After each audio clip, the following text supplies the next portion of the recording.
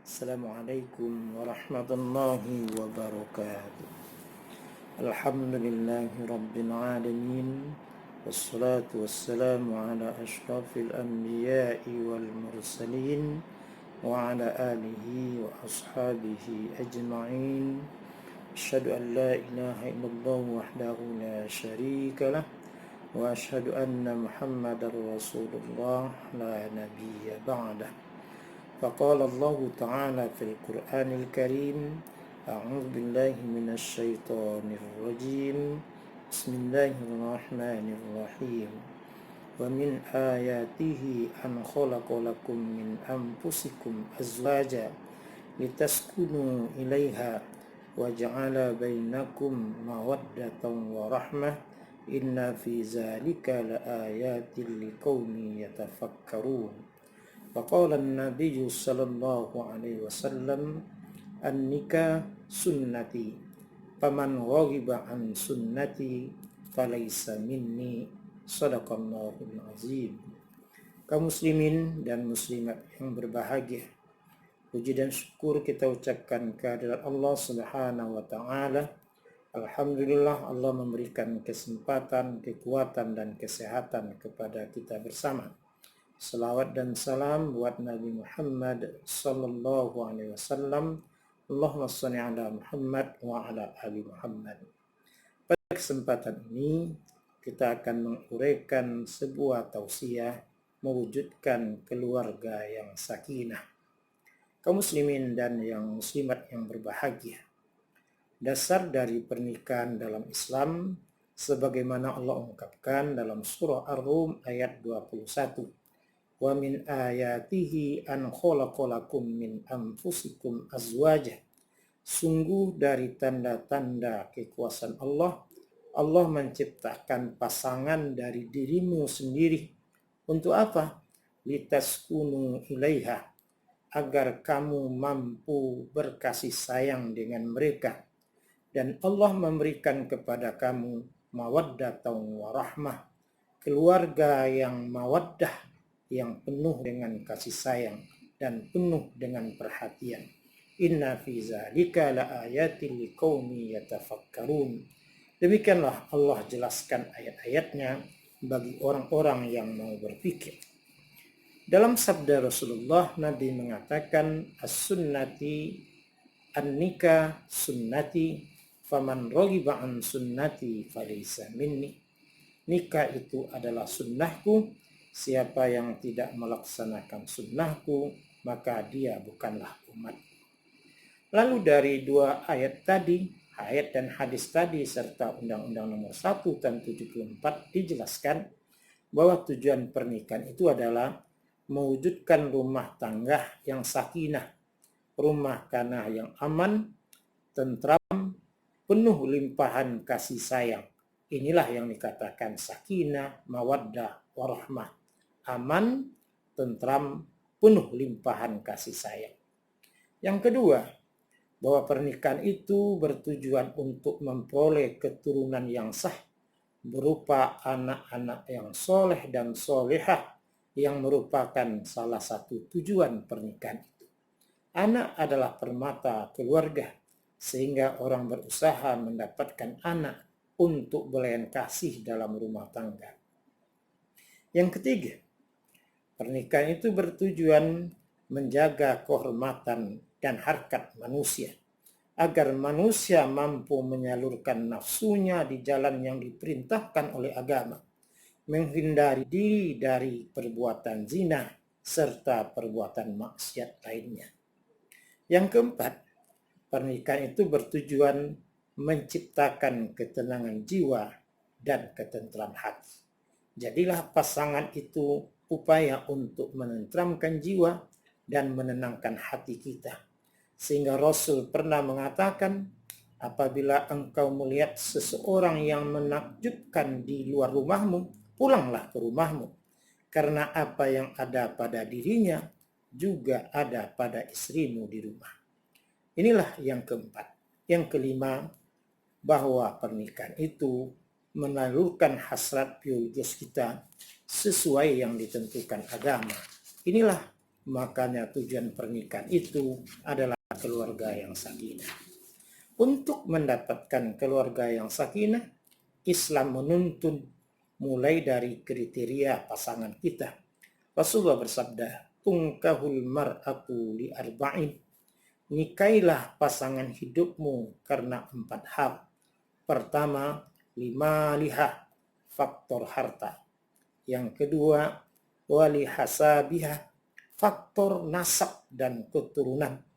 Yang ketiga, wali jamaliha, faktor kecantikan secara fisik.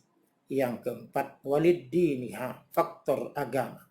Tapi ujung hadis itu menjelaskan, fazfar bizatiddin turibat yadaka. Carilah yang kuat agamanya, maka engkau akan mendapatkan kebahagiaan kehidupan. Faktor agama lebih ditentukan. Lalu, agar keluarga itu harmonis, jagalah hak dan kewajiban kita. Kewajiban istri menjadi hak suaminya. Kewajiban suami menjadi hak istrinya. Suami berkewajiban untuk memimpin keluarganya dengan penuh kasih sayang sesuai dengan syariat Islam. Suami berkewajiban memberikan nafkah yang ma'ruf, makanan yang halal, pakaian dan tempat tinggal bagi istrinya. Bahkan suami bertujuan untuk menggauli istri dan anak-anaknya dengan penuh kasih sayang, memelihara kerukunan dalam rumah tangga. Banyak lagi tugas suami, yang penting hak itu harus kita kewajiban. Mendidik, apakah menjamin keamanan, menjadi tauladan. Ciri tauladan ini yang perlu kita steal, karena banyak suami hari ini tidak menunjukkan ketauladanan dalam rumah tangga. Yang kedua, istri wajib taat kepada suaminya. Fassolihatu qanitatun hafizatun lil ghaibi bima hafizallah. Wanita yang patuh itu mengikuti suaminya, menjaga dirinya sebagaimana Allah perintahkan. Maka istri berkewajiban menjaga diri dan kehormatannya, sehingga istri itu menjadi istri yang solihah. Keluar rumah dengan aktivitas lain, memberi izin, minta izin kepada suaminya. Apabila suaminya memerlukan istri, maka tidak boleh ia menolak kecuali dengan alasan yang diperintahkan oleh agama. Dan seorang istri harus menata keluarganya menjadi keluarga yang indah, karena Rasulullah mewujudkan keluarga sakinah dengan prinsip baiti jannati. Ada kewajiban bersama yang antara suami istri harus melaksanakan, sama-sama menjaga hak, sama-sama memelihara bagaimana keluarga itu baik, memelihara anak dan saling memaafkan. Sehingga kita tidak membagi-bagi tugas dalam bekerja itu, saling mengerti hak dan kewajiban dan saling melaksanakan. Sehingga kadangkala kita bertanya, siapa tugas membersihkan rumah? Siapa tugas yang membersihkan loteng yang bocor dan lain sebagainya? Maka itulah harus kita laksanakan. Lalu, bagaimana prinsip keluarga sakinah dalam Islam? Pertama, keluarga sakinah itu berprinsip ta'aruf wa tafahum. Suami istri saling mengenal dan saling memahami. Ketika kita menjelang menikah, terkadang kala yang kita lihat cuma yang baik-baik saja. Tidak ada akhlak yang merupakan akhlak pribadi suami kita yang buruk. Ketika sudah menikah baru kita rasakan. Untuk memelihara agar ta'aruf, saling mengenal dan memahami, pertama, saling berkomunikasi. Jaga komunikasi dengan keluarga kita. Bukankah dalam adat Islam dan Minangkabau diberikan kesempatan berkomunikasi?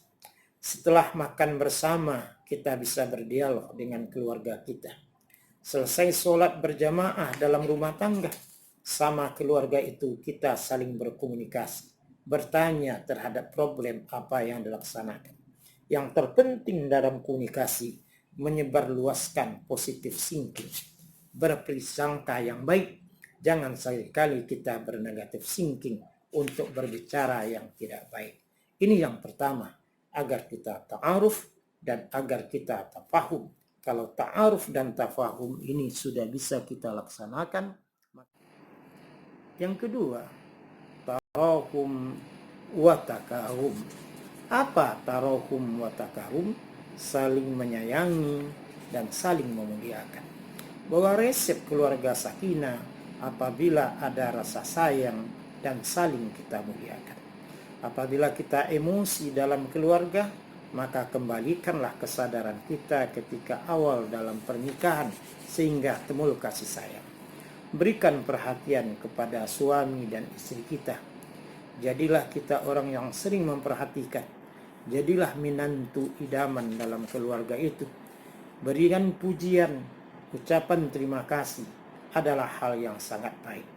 Setiap pagi ketika kita dibuatkan secangkir kopi dan teh oleh istri, ucapkanlah terima kasih. Sehingga 360 hari setahun kita sudah berterima kasih. Bersalamanlah, mengucapkan rasa terima kasih. Walaupun waktunya sedikit, ini menunjukkan perhatian kita. Di sela-sela kesibukan kita bekerja, jangan kita lupa untuk menelpon keluarga kita sebagai perwujudan cinta dan kasih sayang. Yang ketiga, ta'awun, sikap saling tolong-menolong. Dalam melaksanakan kinerja rumah tangga, suami harus ringan tangan menolong istrinya. Istri pun harus ringan tangan menolong pekerjaan suaminya. Jangan ada pekerjaan yang dibagi, yang penting saling tolong-menolong. Biasa saja suami membantu ke dapur. Biasa saja istri ikut turun ke sawah dan lain sebagainya. Sebagai bukti saling sayang menyayangi dan saling tolong-menolong. Yang keempat, resep rumah tangga sakinah itu adalah taqarrub, saling mendekatkan diri kepada Allah. Nabi menjelaskan, nawwiru buyutakum bis-shalah wa tilawatil Quran. Hiasilah rumah tangga engkau dengan sholat dan membaca Al-Quran. Praktek ibadah berjamaah di rumah. Apalagi di tengah Covid hari ini, suami jadi imam, anak dan istri jadi makmum. Ini menunjukkan bagaimana kita bertaqarrub kepada Allah Subhanahu wa taala. Jangan ibadahlah di rumah. Baca Al-Quran, suami membaca, istri dan anak menyimakkan. Bukankah itu yang dijelaskan Rasulullah? Hiasilah rumah tangga engkau dengan sholat dan bertilawatil Quran. Sehingga sholat berjamaah yang kita laksanakan mampu mempererat jembatan hati sama keluarga kita, mencairkan kerukunan dalam rumah tangga, meredakan emosi, dan menimbulkan kasih sayang. Inilah manfaat sholat dan baca Al-Quran.